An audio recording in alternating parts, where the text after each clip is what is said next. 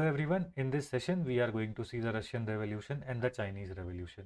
शुरू होता है 1905 से। रशियन रेवोल्यूशन पहली बार 1905 में होता है और फिर इसके बाद जो ज़ार होता है, जो कि वहाँ के राजा को ज़ार कहते थे, वो ज़ार जो होता है एक्सेप्ट कर लेता है डूमा को कि हम डूमा बना लेते हैं। और रशिया में पहला जो एक्सपेरिमेंट होता है कॉन्स्टिट्यूशन बनाने का, वो डूमा में होता है।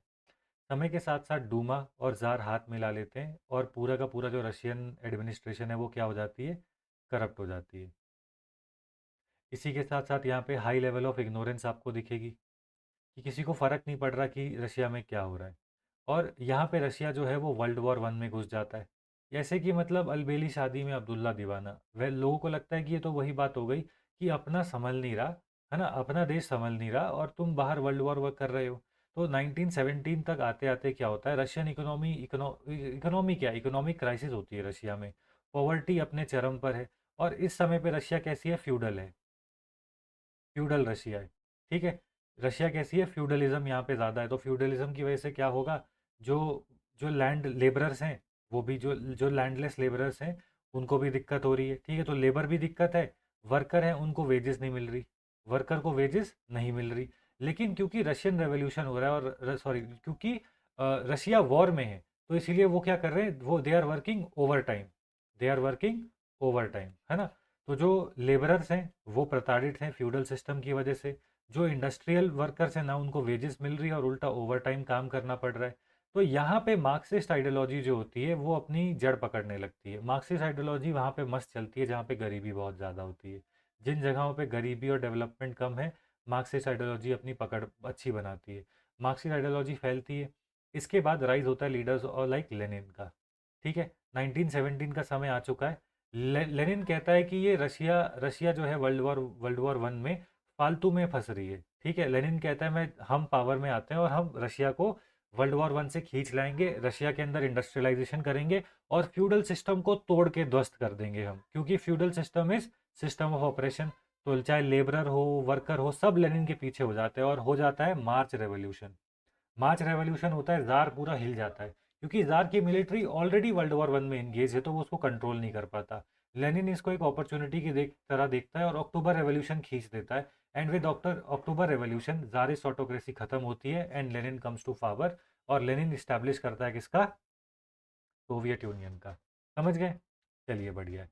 यहाँ पे देखिए क्या लिखा है, the Russian revolution 1917 was pivotal event that led to overthrow of the Tsarist autocracy and establishment of Soviet Union.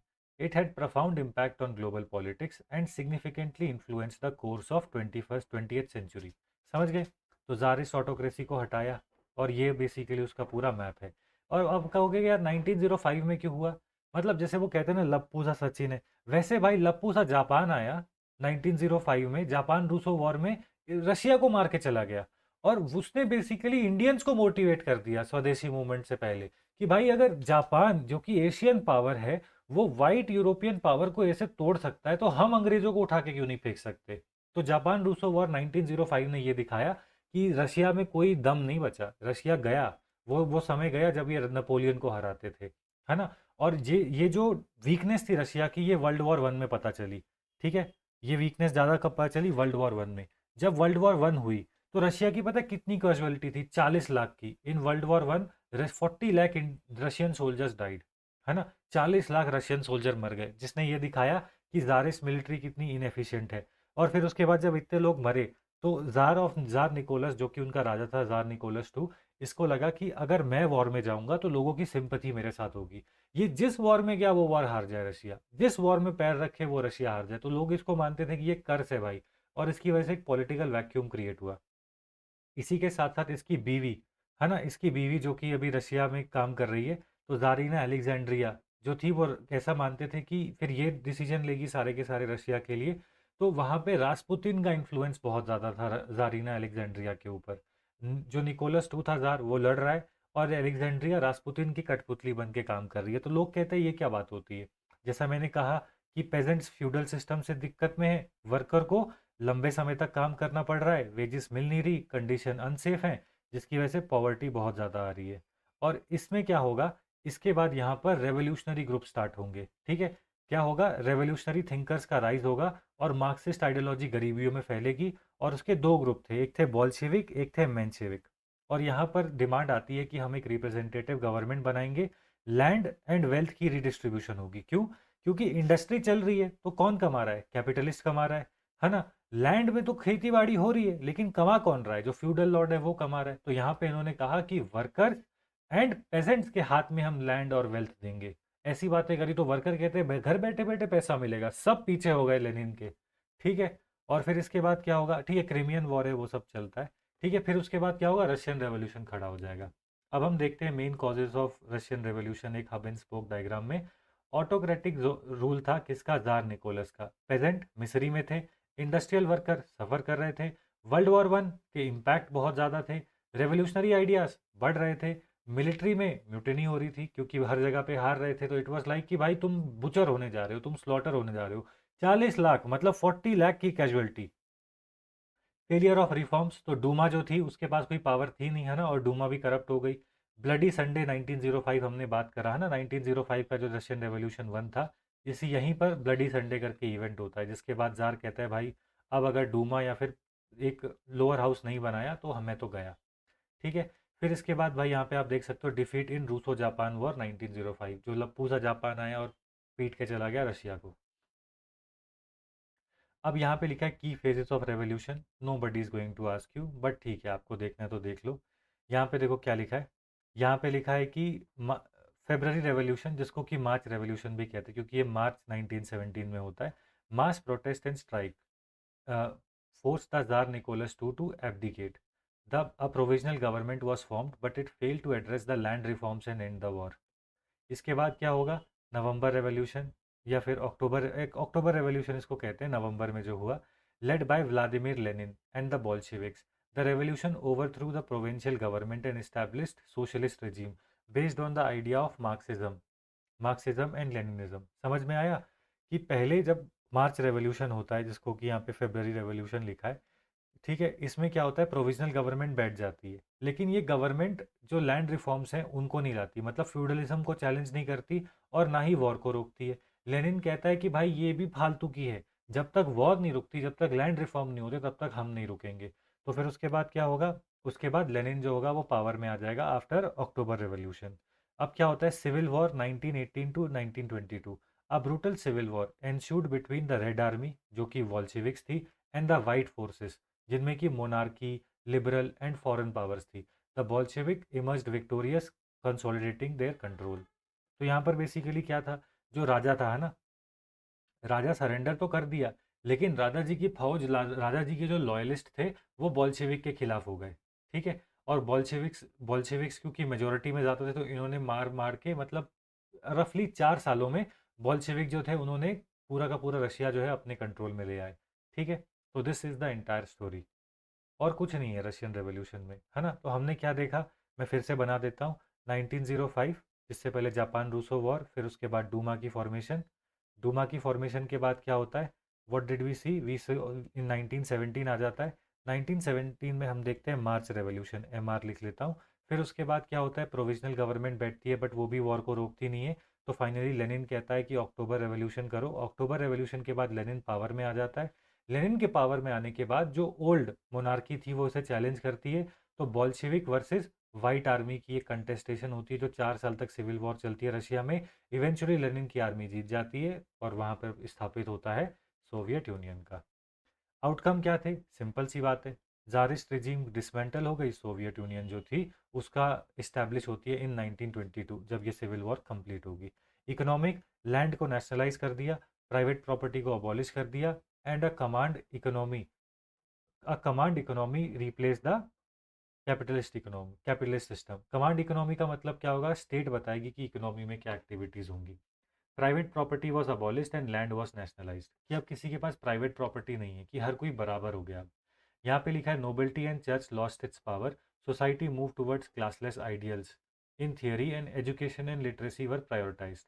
Global influence क्या था? कम्युनिज्म जो थी एंड एंटी कॉलोनियल मूवमेंट, दोनों को इसने इंस्पायर करा। और हमने ये देखा कि Soviet Union emerge as a super power after world war 2।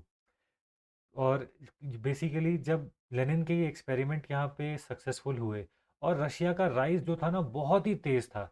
मतलब जब 1930s में जब 1930s में पूरा का पूरा ग्रेट इकोनॉमिक डिप्रेशन हो रहा है, ठीक है, और वहाँ पे कम्युनिस्ट रशिया जो है वो अलग लेवल पे आगे बढ़ रहा है। तो पूरी दुनिया में लगता था कि communism is the future not capitalism. तो कम्युनिज्म यूके, यूएसए हर जगह पे फैलने लगा, पूरे जगह पे फैलने लगा।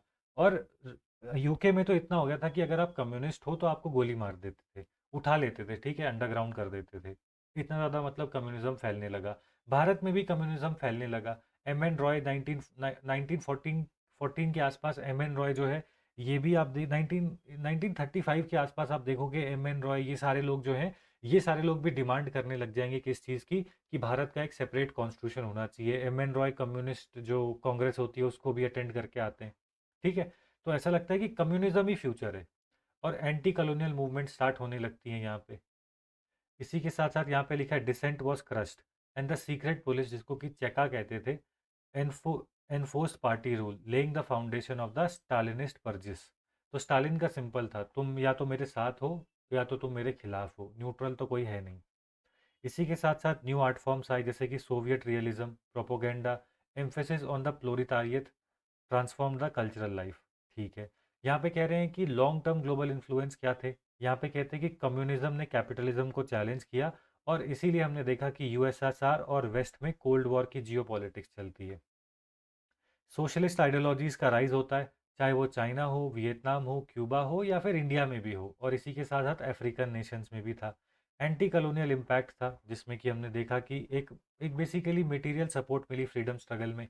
आप लिखना एग्जांपल, हिंदुस्तान रिपब्लिकन एसोसिएशन, है ना, ऐसे करके था ना, एच एस आर ए था, हिंदुस्तान रिपब्लिकन आर्मी थी, फिर उसको एच एस आर ए कर दिया था, Hindustan socialist republican association, H S R A करके कुछ था ना भगत सिंह का, वो वाला यहाँ पे बना। और भगत सिंह कहते हैं कि वो लेनिन की ही किताब पढ़ रहे थे अपनी फांसी से पहले, है ना। तो वैसे करके सोशलिस्ट आइडियोलॉजी जो थी वो हमको कहाँ पे दिखती है, हमको दिखती है कांग्रेस के रेजोल्यूशन में, जहाँ पे वो कहते हैं कि वो इंडिया को एक सोशलिस्ट स्टेट की तरह इस्टेब्लिश करेंगे। हमारे संविधान में सोशलिस्ट वर्ड लिखा है। तो ये सारे के सारे कहाँ से हमने बोरो किए हैं, ये सब कुछ हमने बोरो किया है यूएसएसआर से, ठीक है। चलिए, अगला टॉपिक है, ये शायद यूपीएससी 2014 में पूछा भी हुआ है। Influence of लेनिन्स new economic policy 1921 on India's post independent policies. तो यहाँ पे लिखा है लेनिन्स new economic policy 1921 marked a strategic retreat from strict socialism aimed at economic recovery after the war and revolution. It introduced a mixed economy, permitting private ownership in agriculture and small businesses, while state retained control over major industries. तो की features क्या थे कि यहाँ पे basically एक mixed economy का तरीका हम फॉलो करेंगे, जहाँ पे सोशलिज्म भी होगी और कैपिटलिज्म भी होगी। Private trade and small industries permit करेंगे, लेकिन जो लार्जर इंडस्ट्रीज होंगी वो स्टेट के कंट्रोल में होंगी। State control over heavy industries, banks and foreign trade. Emphasis on pragmatic recovery over rigid ideology, ठीक है। इन्फ्लुएंस इंडिया के ऊपर क्या था, इंडिया ने भी मिक्स्ड इकोनॉमिक मॉडल की बात करी। इसी के साथ साथ हमारा इंडस्ट्रियल पॉलिसी रेजोल्यूशन था, जिसने कि कुछ इंडस्ट्री थी जैसे कि defence, railways and atomic energy, इसको पब्लिक सेक्टर में रहने दिया। 5 ईयर प्लान ये हमने रशिया से ही बोरो किए, एंड ये बेसिकली ग्रेजुअल इंडस्ट्रियलाइजेशन को जो प्रमोट करता था अंडर अ सोशलिस्ट फ्रेमवर्क, ये भी हमने रशिया से लिया। Focus on equity and stability, like यहाँ पे लिखा है NEP, national new economic policy. India prioritized poverty alleviation, employment generation, and economic self-sufficiency over rapid privatization. Pragmatic economic policies, leaders like Nehru were influenced by NEPs, that is new economic policies, flexibility, favoring a practical approach suited to India's socio-economic conditions, ठीक है। तो यहाँ पे जो Lenin की new economic policy थी वो क्या करती थी, वो मिक्स्ड पाथ फॉलो करेगी, कि छोटे लेवल पे आप कैपिटलिस्ट हो सकते हो अपने लिए, लेकिन बड़े लेवल पे हम सोशलिस्ट ही रहेंगे। आप कुछ जो मतलब आप प्राइवेट ट्रेड कर लो, बढ़िया है, आप स्मॉल इंडस्ट्रीज लगा लो, बढ़िया है, लेकिन जो लार्ज इंडस्ट्रीज होंगी उसके ऊपर स्टेट का ही कंट्रोल रहेगा। जैसे कि हैवी इंडस्ट्रीज हो गई, ठीक है, हैवी इंडस्ट्रीज हो गई, फिर उसके बाद बैंक हो गए, फॉरेन ट्रेड हो गया, ये सब स्टेट के कंट्रोल में रहेगा। और यही सेम चीज़ हमने भारत में भी देखी, जहाँ पे हमने प्राइवेट इंडस्ट्री, प्राइवेट कैपिटलिज्म को अलाउ तो करा, लेकिन डिफेंस को, रेलवेज को और एटॉमिक एनर्जी को स्टेट के कंट्रोल में रखा, और हमने एक मिक्स्ड इकोनॉमिक मॉडल को फॉलो करा। 5 ईयर प्लान हम लेकर आए जो कि रशिया से इंस्पायर्ड थे। इसी के साथ साथ हमने हमने इकोनॉमिक ग्रोथ के साथ साथ इक्विटी पे भी काम करा। भारत में पॉवर्टी एलिविएशन, एम्प्लॉयमेंट जनरेशन पे उतना ही ध्यान था जितना जीडीपी पे था। इकोनॉमिक सेल्फ सफिशिएंसी पे हमने ध्यान दिया, जो कि हमको दिखता है even from 1970s green revolution.